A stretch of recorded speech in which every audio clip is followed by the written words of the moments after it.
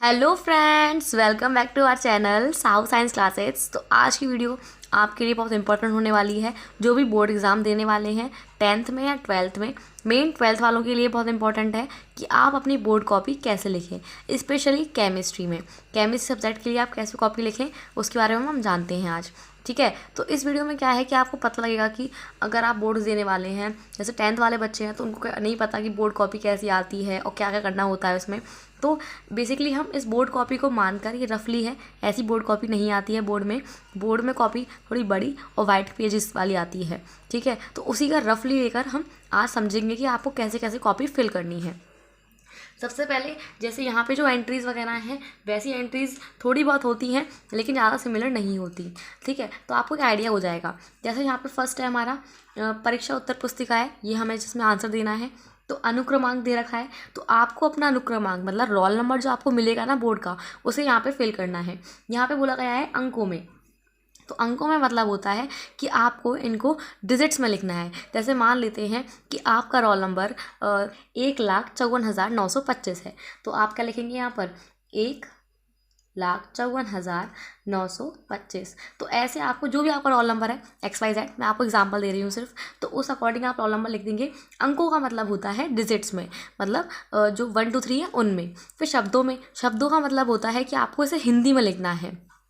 अगर आप हिंदी बोर्ड से हैं तो आपको हिंदी में लिखना है, इंग्लिश में तो इंग्लिश से लिखिएगा। शब्दों का मतलब है इन वर्ड या इन मतलब शब्दों में। तो शब्दों में जैसे कि यहाँ पर 1,54,000 है, तो यहाँ ऐसे लिखोगे आप कि 1,54,000।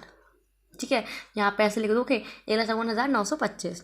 तो ये शब्दों में हो गया। उसके बाद यहाँ पर आता है आपका, उसके बाद है यहाँ पर बोर्ड एग्ज़ाम्स में हम अपना नाम नहीं लिखते हैं। हमारे नाम का कॉलम यहाँ पे नहीं होता, सिर्फ हमारा रोल नंबर होता है जिसके थ्रू हमारी कॉपियाँ चेक होती हैं। हाँ, बट पिता का नाम आता है, तो जो भी आपके पिताजी का नाम है उसको आप यहाँ पे भरना है। ठीक है, फिर आपकी जो कक्षा है उसे आपको फिल करना है, 12th में हो या 10th में, वो करना है। दिनांक, और याद रखिएगा कि वहाँ पर डेट और डे दोनों आते हैं कि दिन कौन सा है और दिनांक कौन सा है। तो घर से सोच समझ के जाइएगा कि दिन कौन सा है। कई कई बच्चे भूल जाते हैं कि दिन आज कौन सा है, तो अपनी आप स्कीम अपने एडमिट कार्ड भी दे सकते हैं। एडमिट कार्ड पर लिखा होता है कि आज कौन सा दिन है। ठीक है, तो डेट और दिनांक अच्छे से भरिएगा। जैसे आज की दिनांक हम भर देते हैं, तो आज दिनांक है हमारी, जैसे आपका पहला पेपर हिंदी का है तो हम लिख देते हैं हिंदी, तो यहाँ पर है हमारा हिंदी। तो हिंदी का पेपर है हमारा 22 तारीख को, तो 2022। तो ये है हमारी दिनांक। ठीक है, तो ऐसे ही थोड़ी बहुत सिमिलरिटी है मोस्ट ऑफ, लेकिन बोर्ड कॉपी ऐसी ही आती है। तो रफली अगर आप समझें तो बोर्ड कॉपी की एंट्रीज भी ऐसी ही होती हैं। ठीक है, और आपके साइन होंगे तो वो आप साइन कर देंगे आराम से। अब क्लास 12 वाले बच्चों के लिए इंपॉर्टेंट है कि आप केमिस्ट्री का पेपर कैसे लिख कर आएँ। ठीक है, तो केमिस्ट्री का पेपर लिखने के लिए सबसे पहले, जैसे मैंने यहाँ पर एक बच्चे की कॉपी है ये, उसका हमने एग्जाम्पल लिया है। तो जैसे सबसे पहले क्या होता है कि आपके पेपर में, केमिस्ट्री का पेपर हम बात कर रहे हैं, तो रसायन विज्ञान का पेपर जो होगा तो आपको कैसे लिखना है हम उसके बारे में बात करते हैं। ठीक है, अब हम बात करते हैं कि आपको अपने पेपर में कैसे कैसे हेडिंग्स, क्वेश्चन कैसे लिखने हैं। देखो, पेपर में कभी भी क्वेश्चन नहीं लिखना है, क्वेश्चन का सिर्फ आंसर लिखते हैं और हेडिंग लिखते हैं। ठीक है, याद रखिएगा कि अगर आप क्वेश्चन लिखेंगे तो अपना टाइम वेस्ट करेंगे, तो कभी भी अपने पेपर में क्वेश्चन मत लिखिएगा। वैसे जैसे और आपको लिखना क्या है सिर्फ मैं बताती हूँ आपको। जैसे कि मैंने एग्जाम्पल ले लिया है आपके पास अनसॉल्व का है ये रसायन विज्ञान का। ठीक है, तो क्वेश्चन ऐसे ही टाइप का बन के आता है। तो फर्स्ट क्वेश्चन जो आपका आएगा, हर सब्जेक्ट की बात कर रही हूँ, तो ऐसे इस प्रश्न के प्रत्येक खंड में 4 विकल्प दिए गए हैं। तो ऐसे ही हर पेपर में, हर सब्जेक्ट में ऐसे ही फर्स्ट क्वेश्चन आपका बहुविकल्पीय वाला आएगा। तो आप कैसे उतारेंगे, जैसा मैंने बताया, सबसे पहले आपका बहुविकल्पीय प्रश्न आएगा, तो आपको यहाँ लिखना है क्वेश्चन फर्स्ट या प्रश्न संख्या 1 बहुविकल्पीय प्रश्न। ठीक है, जैसे इस बच्चे ने हेडिंग यहाँ लिखी है, आप बीच में लिख सकते हैं। कैसे लिखेंगे आप, जैसे कि प्रश्न संख्या 1 क्या है हमारा, बहुविकल्पीय प्रश्न। क्या है, बहुविकल्पीय प्रश्न। तो ऐसे आप कर सकते हैं। ठीक है, और या आप ऐसे लिख सकते हैं। उसके बाद आपको फिर सारे क्वेश्चंस नहीं उतारने से, यहाँ पे दे रखा है क्वेश्चन कि वह ठोस जो विद्युत चालक है, और फिर उसके ऑप्शंस दे रखे हैं, तो आपको ना चारों ऑप्शन उतारने हैं, ना आपको क्वेश्चन उतारना है। सिर्फ आपको, अगर आपको उसका अगर आपको उस क्वेश्चन का आंसर आता है तो सीधे आप क ख ग ढ घ ड, वैसे क, अगर का आंसर पता है तो उसका आंसर लिख दो, ख का पता है ख का आंसर लिखो, ग का पता है तो लिख दो। लेकिन अगर किसी क्वेश्चन का आंसर नहीं पता, जैसे आपको गा का नहीं पता, तो वहाँ पे जगह छोड़ दो। लेकिन ऐसा नहीं करना कि क ख फिर घा लगाओ, इससे क्या होगा, कन्फ्यूजन हो जाएगी आपको भी और एग्जामिनर को भी, तो वो आपका काट भी सकता है नंबर। ठीक है, तो इसलिए सबसे पहले का आंसर लिखो, आता है तो ख, फिर ग, फिर घ, फिर डा, ऐसे सीरीज वाइज चलना है आपको। तो प्रश्न फर्स्ट हमारा कैसा आया, बहुविकल्पीय प्रश्न। ठीक है, तो ये हमारा फर्स्ट क्वेश्चन था। क्वेश्चन उतारना नहीं है बिल्कुल भी। अब आगे देखिए, अब आगे क्वेश्चन कैसे आता है। अब आगे बढ़ते हैं, तो आगे क्वेश्चन कैसे आता है देखिए। तो यहाँ पर फिर हम आते हैं, हमारा आंसर 2 आता है, मतलब क्वेश्चन नंबर 2 आएगा। तो 2 में भी कितने पार्ट हैं, क ख फिर गा है, जो इस बच्चे ने छोड़ दिया है। ठीक है, इस बच्चे ने छोड़ दिया है, तो लेकिन अगर आपको उसका आंसर आता है तो गा लिखो। फिर आता है हमारा आंसर 2। आंसर 2 में फिर का वाला क्वेश्चन किया, उसकी हेडिंग उतारी ऐसे, उसकी हेडिंग ऐसे लिखी अच्छे से, फिर ब्लू पेन से उसका आंसर कर दिया। सिर्फ हेडिंग आपको ब्लैक पेन से यूज़ करनी है। ठीक है, तो देखो मैं आपको बता देती हूँ कि बोर्ड एग्ज़ाम्स में आपको 2 पेन यूज़ करने हैं, सिर्फ ब्लैक और ब्लू। ठीक है, इसके अलावा कोई भी रेड ग्रीन येलो कोई पेन यूज़ नहीं करना, सिर्फ ब्लू और ब्लैक। हाँ, आप ऐसा कर सकते हैं कि हेडिंग अच्छी बनाने के लिए थोड़ा डार्क पॉइंट वाला पेन ले सकते हैं, लेकिन जेल पेन आपको यूज़ नहीं करने अपने आंसर लिखने में, क्योंकि जेल पेन हमारे फैल जाते हैं तो बहुत बेकार रहते हैं। तो आपको सिर्फ ऐसे पेन लेने हैं जो आपने यूज़ किए हों पहले भी, क्योंकि जिससे यह होता है कि आपकी राइटिंग उसमें गंदी भी नहीं आती और ना वो फैलते हैं। फैलने का बहुत गंदा लगता है, जब वो फैल जाएगा या पीछे अपनी प्रिंट छोड़ देगा तो बहुत बेकार आपका इंप्रेशन जाएगा एग्जामिनर पे। ठीक है, तो अब देखो ऐसे आंसर 2 आ गया, फिर हमने हेडिंग लिखी, आंसर लिखा, फिर खा वाला लिखना है आपको। अब खा में कोई हेडिंग नहीं है तो सीधे आंसर स्टार्ट कर दो, जैसे इस बच्चे ने लिख रखा है आंसर। ठीक है, आंसर लिखा, उसके बाद ख के बाद ग आता है। अब उस क्वेश्चन का आंसर आपको नहीं आता तो आपको उसके लिए जगह नहीं छोड़नी। अगर आपको नहीं आता है तो आप नेक्स्ट क्वेश्चन को स्टार्ट करिए, उस क्वेश्चन को बाद में कर दीजिएगा। लेकिन जैसे सेकंड का ग था तो आपको उस जगह भी सेकंड का ग करना है। ठीक है, फिर आता है हम घा पे। अब ये देखो घा ऐसे लिखना है, उसके बाद नेक्स्ट ऐसे बच्चे ने लिखा है। अब देखो आंसर 3 इन्होंने साइड में लिखा है, आप यहाँ लिख सकते हैं बीच में आंसर या उत्तर, वो आपके ऊपर है कि आपको क्या लिखना है।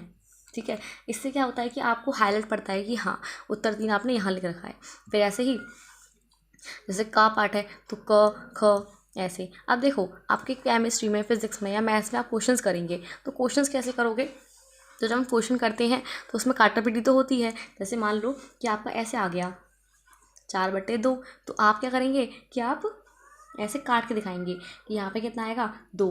लेकिन आपको ऐसी गलती बिल्कुल नहीं करनी, इससे आपके नंबर बहुत कट जाएंगे। क्यों नहीं करनी, तो अब ऐसे देखो, यहाँ पर इस बच्चे ने बिल्कुल नहीं काटा, सीधे सीधे कैलकुलेशन की है और सीधे आंसर लेकर आई है। ठीक है, आपको क्यों नहीं करना ऐसा, क्योंकि जब आप काटते हैं ना तो ऐसा पड़ता है कि आपने वो चीज़ आपकी वो गलत हो चुकी है, तो इसलिए थोड़ा सा मैच्योर बिहेव करते हुए आपको अपने मन में काट लेना है या रफ पेज पे काट लेना है, बट आपको उसे शो नहीं करना काटता हुआ। सीधे आपको कैसे लिखना है, 4/2 इजिकल्स टू कितना आता है 2।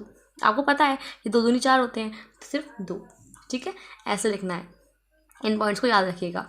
और फिर जब आप क्वेश्चन कर रहे हो या न्यूमेरिकल कर रहे हो फिजिक्स केमिस्ट्री में, तो आपको उस क्वेश्चन को पढ़ने के बाद बताना है कि आपको क्या क्या दे रखा है। जैसे इस बच्चे ने लिख रखा है ना, ये चीज़ें हमें दे रखी हैं क्वेश्चन में, उसके बाद फॉर्मूला लिखना है उस क्वेश्चन का कि कैसे कैसे वो क्वेश्चन किस फॉर्मूले के थ्रू निकलेगा। ठीक है, फिर क्वेश्चन उतारने के बाद ऐसे ऐसे कैलकुलेशन करनी है और अपने आंसर को ऐसे बॉक्स में बंद कर सकते हैं, वो आपका मन है। ठीक है, इससे आपका इंप्रेशन बहुत अच्छा पड़ता है और राइटिंग आपको बहुत सुंदर रखनी है अपनी। जैसे आप देख पा रहे होंगे राइटिंग कितनी अच्छी है, तो इस राइटिंग से क्या होता है कि आपको एक्स्ट्रा मार्क्स भी मिल सकते हैं। इसके बाद ऐसे क्वेश्चन आते हैं। फिर क्वेश्चन नंबर 4 आया तो उसका आंसर करेंगे, आंसर 4 का फिर पार्ट है उसमें, तो उन पार्ट्स को कर दीजिए अच्छे से। देखिए ऐसे क्वेश्चंस। ठीक है, क्वेश्चन के आंसर आपको ऐसे करने हैं, अच्छी राइटिंग में करने हैं। जहाँ सूत्र आ रहे हैं उनको बॉक्स के थ्रू बंद कर सकते हैं, जहाँ भी फॉर्मूले आ रहे हैं बॉक्स के थ्रू बंद कर दीजिए, तो अलग ही नज़र आती है और फिर एग्जामिनर को भी अच्छा लगता है। यहाँ देखिए, देखो कोई समीकरण आया, उसको ऐसे ब्लैक पेन से उसने बंद कर दिया है। ब्लू पेन से आंसर लिखो, देखो आंसर भी ब्लू पेन से ही करना है, ब्लैक पेन से मत कर देना। हाँ, अगर बीच बीच में ऐसे फॉर्मूले आ गए, सूत्र आ गया कोई, या कुछ नई चीज़ अलग चीज़ आई है, तो उसको आप ब्लैक पेन से यूज़ कर सकते हैं, लेकिन बाकी आपको कुछ और चीज़ें ब्लैक पेन से नहीं करनी।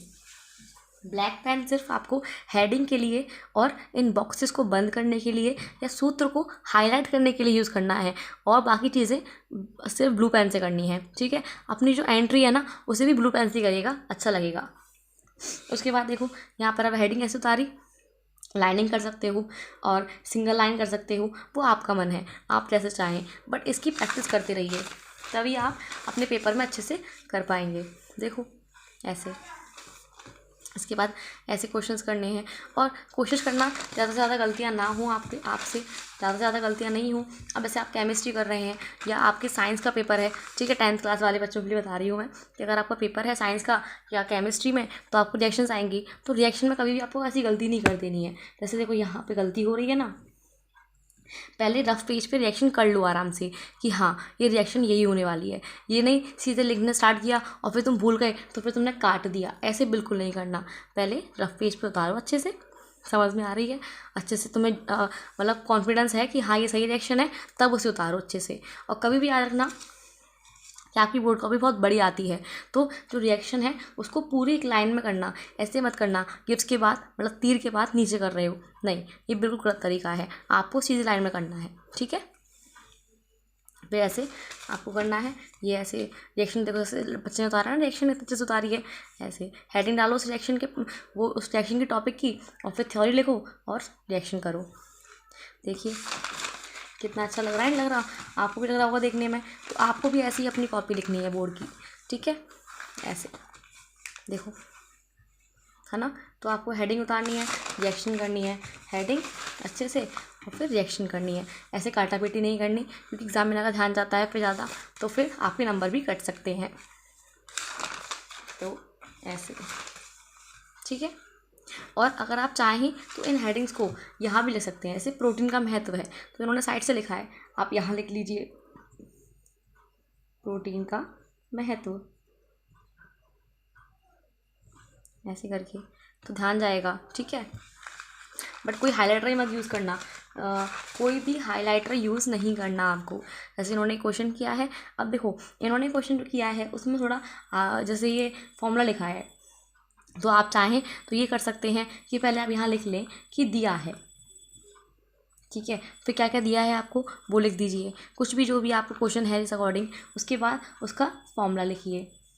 ठीक है, ब्लू पेन से करना है सब कुछ, ये मैं आपको बता रही हूँ। ठीक है, सब कुछ क्या करना है, फॉर्मूला लिखना है। अब फॉर्मूला चाहो तो ब्लैक पेन से कर सकते हो, फॉर्मूला लिखने के बाद फिर सॉल्व करना है।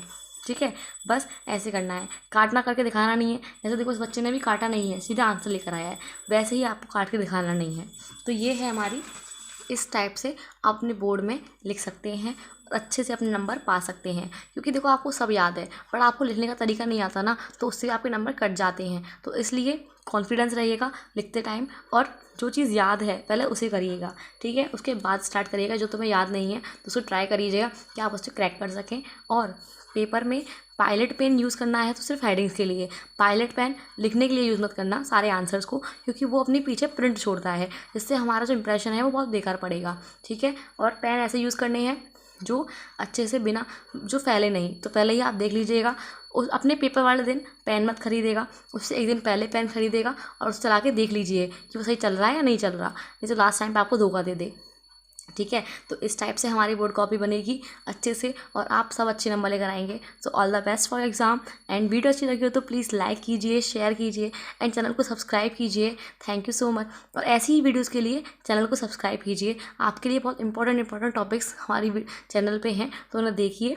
Thank you so much.